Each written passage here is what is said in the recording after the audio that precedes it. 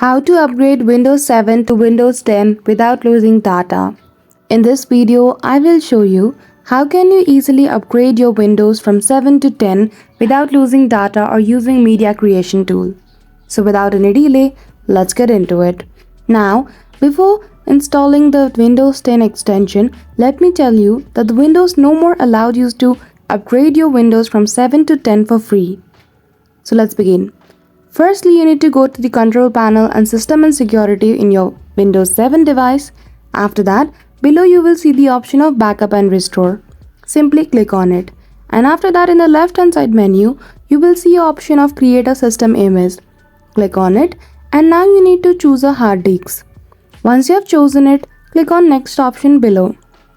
And now, as you can see, you will see the option of start backup. So before upgrading your Windows, you need to make a backup for your data.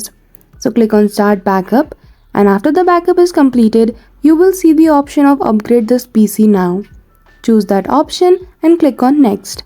Now one more step, you need to check the box of install Windows 10 Pro and keep personal files in app. After that, click on install, and in certain time your Windows will be upgraded to 10 from 7. So that's it.